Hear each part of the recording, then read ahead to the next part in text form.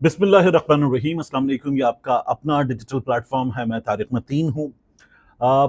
आफिया सिद्दीकी साहिबा के साथ अमरीकी जेल में क्या हो रही है, ये जानकर हम में से किसी भी शख्स की रूह कांप उठे।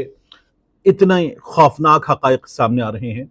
इस वीडियो में इनकी बात करेंगे, कुछ आगे जाकर आफिया सिद्दीकी का मुजरिम कौन है इसकी बात करेंगे कुछ आगे जाकर। लेकिन इससे पहले आपसे दरखास्त कि इस खाकसार को, इस नाचीज को सब्सक्राइब कीजिए और घंटी का बटन दबा दीजिए, लाइक कीजिए, कमेंट कीजिए। जो चीज़ लाइक नहीं करते और जहां आपको लगता है कि ये किसी मौजू के साथ ये दरखास्त भी नहीं बनती, डू लेट मी नो।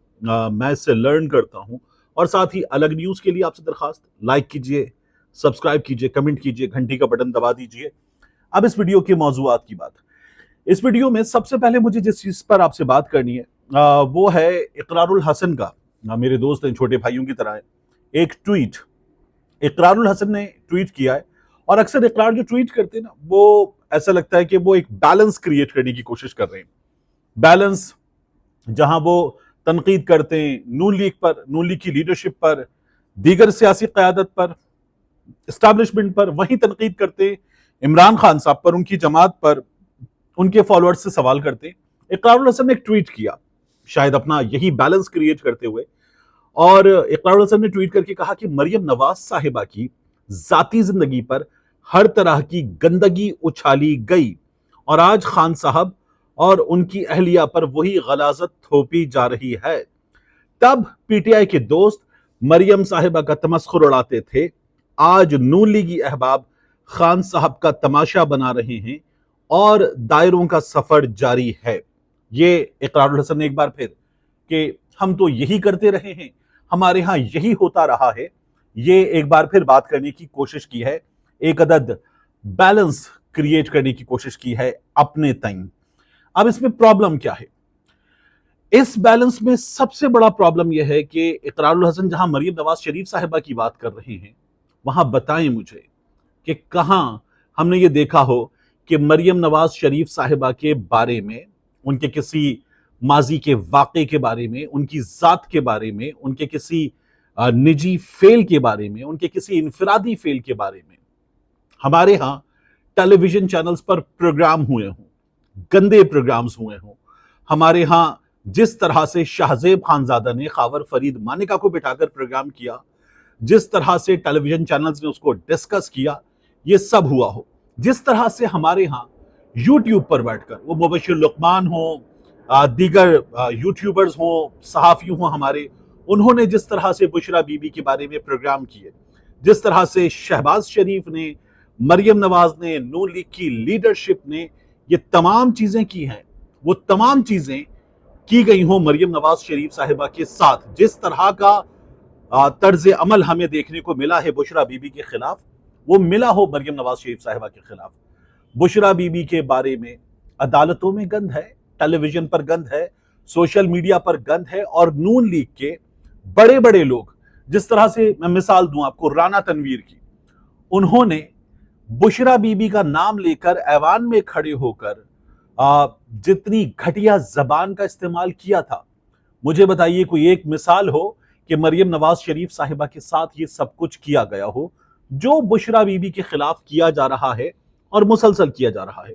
और हमारे यहाँ ऐसे सहाफी मौजूद हैं जो ये कह रहे हैं कि अभी जो आपने देखा है, जैसे आज मैं देख रहा था मुनीफ फारूक को, वो ये कह रहे हैं कि अभी जो आपने देखा है वो 10 to 15% भी नहीं है, अभी जो आगे होगा वो बहुत ज्यादा होगा।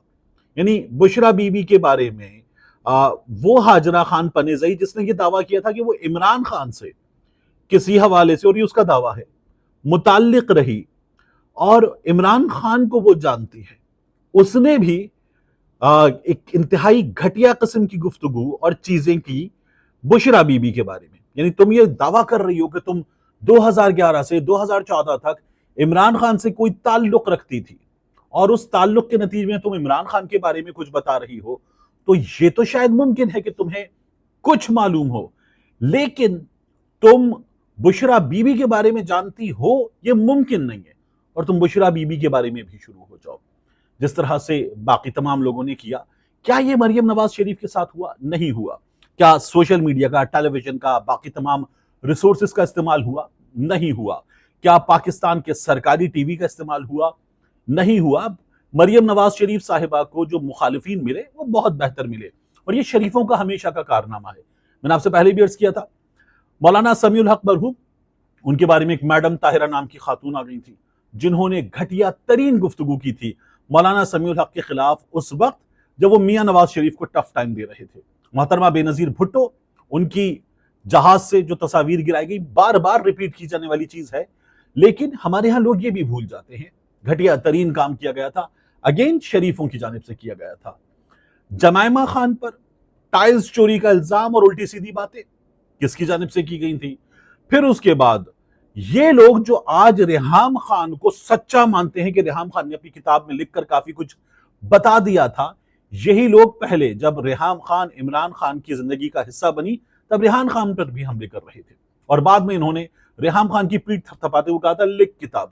और अब यही तमाम लोग जो है वो हाजरा खान पनजई के साथ खड़े हुए हैं और बुशरा बीबी के बारे में बात कर रहे हैं। तो एक घटियापन का सिलसिला है जो तसलसल के साथ हमारे यहाँ जारी है और रुकने का नाम नहीं ले रहा। तो इकरारुल हसन अगर बैलेंस क्रिएट करे तो बैलेंस के वाले से मैं आपसे एक और चीज अर्ज करूं। बैलेंस का मतलब ये नहीं होता कि आपको नजर आ रहा हो कि एक शख्स गलत है, झूठ बोल रहा है, वो अदालतों से कहकर गया है कि मैं बीमार हूं, उसका डॉक्टर ही बता रहा है कि इतना बीमार है कि डर है कि हम इसे खो देंगे, फिर वो चला जाए लंदन, और लंदन जाने के बाद 4 साल वो हट्टा कट्टा रहे, जिसके दिमाग की शरियान बंद, दिल की शरियान बंद, जिसको न जाने दुनिया की कौन कौन सी खतरनाक बीमारियों का खतरा, वो बैठकर KFC में रान वहां पर भंबोड़ रहा हो, ये हमने नहीं देखा। और मियां नवाज शरीफ साहब ने ये सब कुछ किया, और उसके बाद मियां नवाज शरीफ साहब जिस तरह से वापस आए, पंजाब की निगरान हुकूमत ने कहा ये 74 साल का आदमी ये जेल नहीं काट सकता, लेकिन वो 74 साल का आदमी बलूचिस्तान भी जाएगा, मरी भी जाएगा, ड्राइव भी करेगा, बेटी को बिठा के बीवी की कहानियां भी सुनाएगा, सब कुछ बता देगा, और जेल जाने के लिए 74 साल का आदमी बीमार है। उसने अभी अराकीन असेंबली के जो इंतखाबात में टिकट के मामले हैं उन पर इंटरव्यूज किए हैं, घंटों बैठा रहा है, लेकिन जेल नहीं काट सकता वो शख्स। उसकी जेल जो है वो बहुत आलीशान जेल है, मगर वो जेल नहीं काट सकता। तो ये हमारे यहाँ बैलेंस क्रिएट करने की अगर कोशिश की जा रही है तो गलती की जा रही है, ये इस तरह का बैलेंस कोई क्रिएट होता नहीं है। दूसरा, आफिया सिद्दीकी साहिबा के साथ क्या हुआ है, ये खबर आज हमने जियो न्यूज पर एक इंटरव्यू में सुनी, और उस इंटरव्यू को सुनने के बाद बहुत शदीद तकलीफ हुई मुझे, और मैंने मरहूम जनरल परवेज मुशर्रफ, जिनकी अक्सरियत से चीजों से हमें इख्तिलाफ है, बात चीजों पर हम उनकी तारीफ भी करते हैं, लेकिन मरहूम जनरल परवेज मुशर्रफ के उस फैसले को कि जिसके जरिए उन्होंने डॉलर हासिल किए और पाकिस्तानियों को, अमरीकियों को बेचा, उस फैसले को एक बार फिर कोसा और मरहूम को बुरे लफ्जों में याद किया, इसलिए कि परवेज मुशर्रफ ने ही उन्हीं के दौर में आफिया सिद्दीकी को थमा दिया गया था, कराची में सफारी पार्क के सामने से थमा दिया गया था, और उसके बाद आफिया सिद्दीकी को पता चला अफगानिस्तान में जाहिर हुई है, वहां पे उन्होंने गन निकाल ली थी, फौजी पर हमला किया था, फिर उसके बाद अमेरिका की जेल की कहानी, और आज क्लाइव स्टिफर्ड उनका वकील, वो अमरीकी शहरी, अमरीकी वकील ये कह रहा है कि मैं शर्मिंदा हूं, मैं आफिया से माफी मांगता हूं, आफिया के रिश्तेदारों से, पाकिस्तानियों से माफी मांगता हूं, पूरे अमेरिका की तरफ से माफी मांगता हूं। वो कह रहे हैं कुछ 10,250 के करीब खवातीन कैदी हैं, और उन तमाम खवातीन कैदियों में 10,250 के करीब जो खवातीन कैदी हैं, उनमें सबसे बुरा सलूक अगर किसी के साथ हो रहा है तो वो आफिया सिद्दीकी के साथ हो रहा है। मैंने बार बार सुना कि शायद ये जो लफ्ज है हवस का निशाना बनाने का, ये जो रेप का लफ्ज है, ये शायद मैंने गलत सुन लिया हो। आफिया सिद्दीकी, जिसके बारे में उनकी बहन हमारे यहाँ खास तौर पर जमात इस्लामी उनका मुकदमा लड़ती, उनकी बात करती है, हम ये सुनते हैं कि कौम की बेटी आफिया अमेरिका में कैद है, तो वो आफिया सिद्दीकी जो है उन्होंने बताया कि उन्हें बार बार रेप किया गया, वहां पर दौरान तफ्तीश वहां पर रेप किया गया है, जेल के गार्ड्स की जानिब से उन्हें रेप किया गया है, और उन्हें अपनी हवस का निशाना बनाया जाता है, उन पर वहां बेईमाना तशद्दुद किया गया है।